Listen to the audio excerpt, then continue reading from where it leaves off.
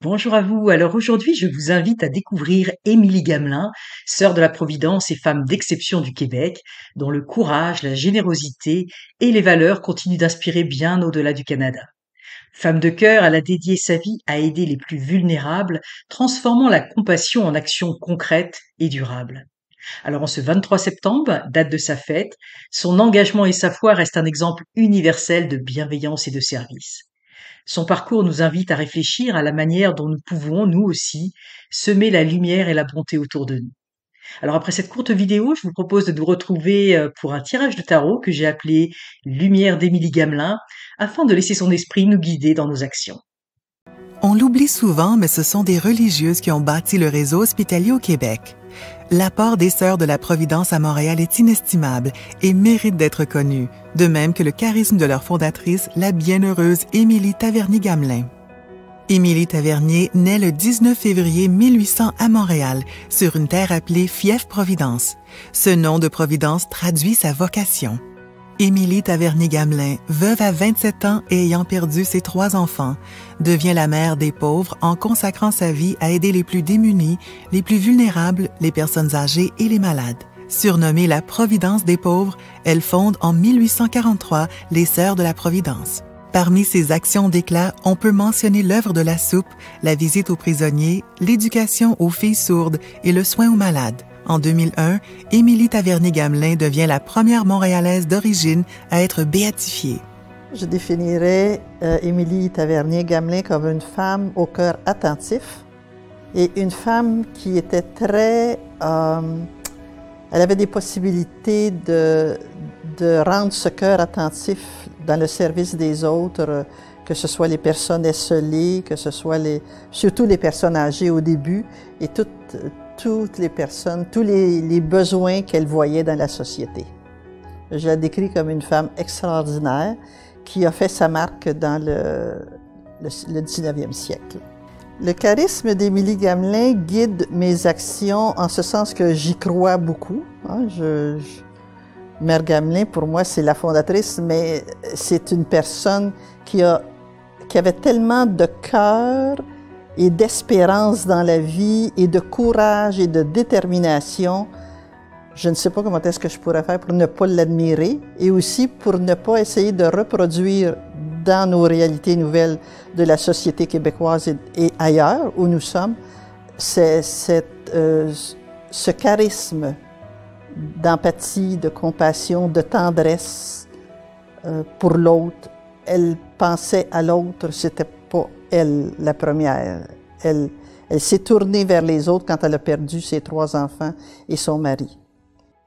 Voici quelques-unes des réalisations d'Émilie Tavernier-Gamelin et des Sœurs de la Providence à Montréal et dans la région.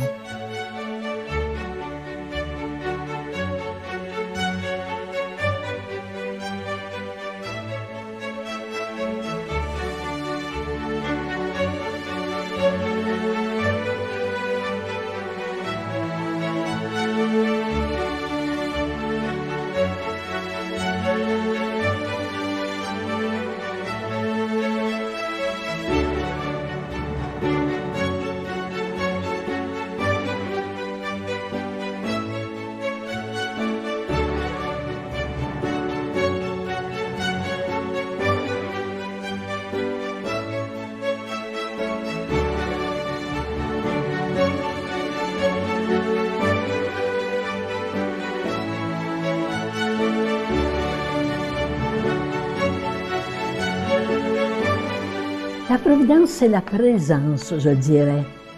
La présence en action du Dieu qui prend soin de ses enfants. Alors, la providence est le Dieu continu qui accompagne et qui guide. Ensemble, soyons ce cercle de compassion, d'humanisme et d'amour. Transmettons cette vision tracée par Émilie Tavernier-Gamelin à celles et ceux qui nous ont rejoints ou qui nous rejoindront demain.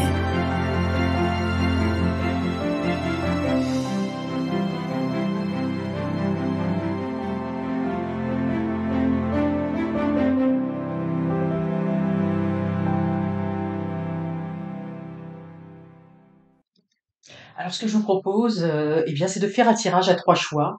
Pendant que je vais faire le tirage, vous pourrez choisir entre la plume verte, la plume, orange ou la plume rouge et je vous propose de voir quels gestes concrets on peut poser dans notre vie, donc des gestes très simples que l'on peut poser dans notre vie pour incarner les valeurs d'Émilie Gamelin. Alors, pendant que je prépare le tirage, bah, je vous propose de faire votre choix. Je vais le faire avec le tarot de Marseille de Nicolas Convert et le Biblical Tarot. Alors, c'est parti.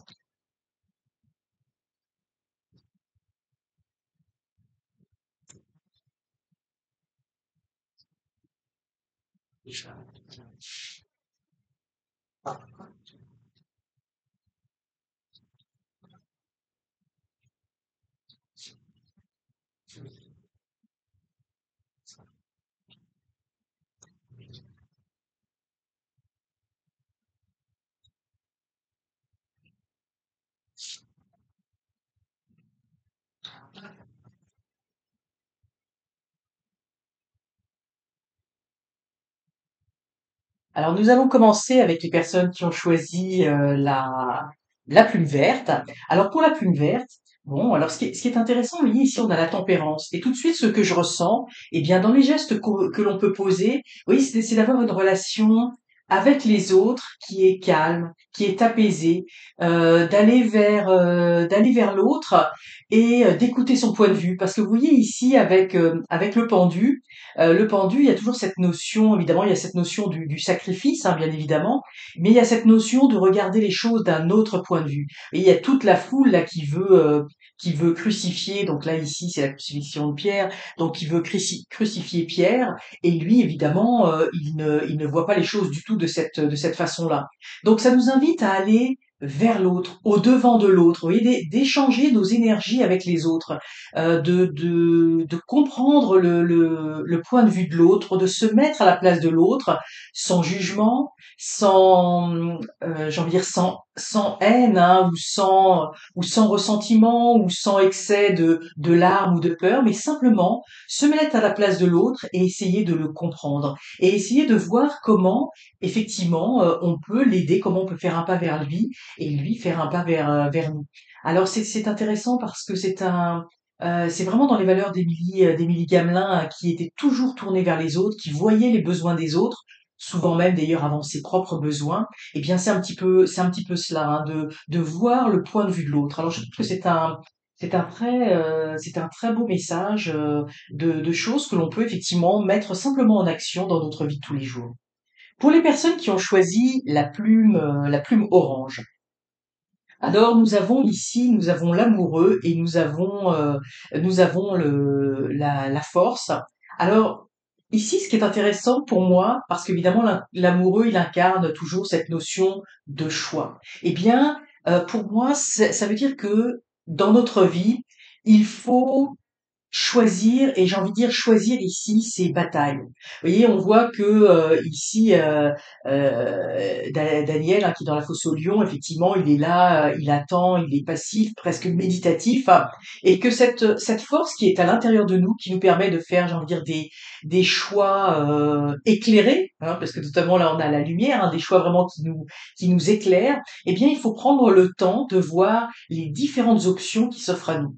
Quand on veut faire quelque chose, et notamment quand on veut apporter son aide ou aider les autres, hein, si on parle d'Émilie Gamelin qui était toujours tournée vers les autres, eh bien c'est de prendre le temps de faire des choix illuminés par rapport à ce que l'on va faire par rapport aux uns ou aux autres, et vers qui on va tourner notre attention, et plus exactement vers qui on va tourner notre force, plus exactement qui on va aider.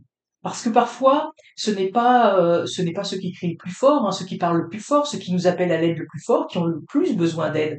Parfois, ça peut être la personne qui est dans son coin, qui ne parle pas, qui ne demande pas, parce que justement, elle est quelque part pétrifiée par la douleur, par la peine, par les problèmes. Donc, ça nous invite ici à faire des choix et à regarder vraiment autour de nous vers qui nous allons tourner cette force.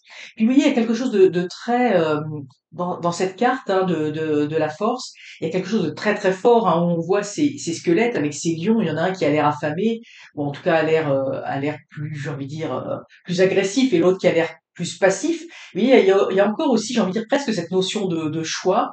Et, euh, et donc, pour moi, il faut vraiment se poser les bonnes questions. Vers qui je peux aider, qui a besoin d'aide plus exactement autour de moi. Et c'est pas forcément la personne que l'on aurait pu croire au premier abord, hein. Peut-être qu'il y a des personnes, peut-être d'une façon plus discrète, plus invisible, qui a besoin de nous. Alors c'est de faire un choix, ici pour moi c'est de faire un choix éclairé par rapport aux actions que l'on va poser dans notre vie. Et pour les personnes qui ont choisi la plume rouge, eh bien nous avons le soleil et le page de calice. Alors c'est vraiment ici ce qui est vraiment intéressant, c'est que alors en plus c'est la plume rouge, alors la plume rouge qui incarne la chaleur, même il y a un côté un peu passion également, mais vous voyez on retrouve hein, dans le soleil hein, cette couleur rouge et flamboyante. Donc ici nous avons cette capacité. Ici on vous dit que vous avez cette capacité d'aider, vous avez cette capacité de chaleur humaine. Et cette chaleur humaine, il faut la mettre au profit des autres, hein. Vous voyez, dans le page de Calice, ici, on a comme le commencement, le début de quelque chose. Vous voyez, on a ce jeune homme qui est tout petit, qui est prêt à apporter, j'ai envie de dire ici, sa lumière aux autres, hein. Il y a vraiment cette notion de chaleur humaine, de lumière, euh, donc pour moi, ici, on vous invite à mettre votre côté extrêmement chaleureux, le côté émotionnel très très fort, où vous ressentez les gens, où vous êtes capable de faire preuve d'empathie, de compréhension, d'amour, et bien d'aller au-devant des autres pour les aider. Et vous voyez ici ce que l'on vous dit, c'est que vous en êtes au tout début hein, de ce que vous pouvez faire, de ce que vous pouvez apporter, de la lumière que vous pouvez apporter aux autres. Plus on apporte de la lumière et plus on diffuse cette lumière. Donc vous avez cette capacité avec cette chaleur humaine, avec oui, pour moi, ce côté extrêmement chaleureux, cette facilité d'aller vers les autres, cette facilité des fois, vous savez, de juste toucher le bras d'une personne en lui euh, dans cette main, oui, je regarde ma main et je la vois comme rouge, comme en feu, dans cette main où on apporte extrêmement de chaleur simplement en la posant. Il y a un contact extrêmement chaleureux qui se fait. Alors on vous dit ben, d'y aller parce que c'est comme si c'était le début, le commencement de quelque chose où vous avez beaucoup d'aide à apporter autour de vous. Également, je délivre ce message puisqu'on me le donne. Là, je voyais cette main. Je pense que peut-être que pour certains d'entre vous, alors ça parlera pas forcément à tout le monde, mais les personnes à qui ça va parler vont se sentir concernées. Certains pour vous avaient peut-être justement une forme de magnétisme, un magnétisme dans les mains un peu plus puissant que les autres, hein. Et bien dans ce cas-là, n'hésitez pas à en faire usage, à développer cette forme de magnétisme qui est une forme d'amour que l'on utilise hein, pour que les autres se sentent mieux, pour guérir, etc. Donc n'hésitez pas à l'utiliser si vous le ressentiez déjà, j'ai envie de dire, en vous, eh bien, développez-le parce que il y a quelque chose effectivement de très fort que vous allez pouvoir apporter aux autres. Alors voilà, ça conclut cette vidéo sur Émilie Gamelin, cette femme exceptionnelle qui nous montre un chemin d'amour, de compassion, de courage, d'exemple. Et j'espère que au travers ce tirage, eh bien vous avez eu quelques pistes peut-être pour développer aussi ces facultés de cœur que nous avons tous à l'intérieur de nous. Alors je vous souhaite le meilleur. J'espère que cette vidéo vous aura plu, vous aura inspiré. N'hésitez pas à la liker, la commenter, la partager. Je vous remercie infiniment et je vous dis à très bientôt pour de prochains tirages.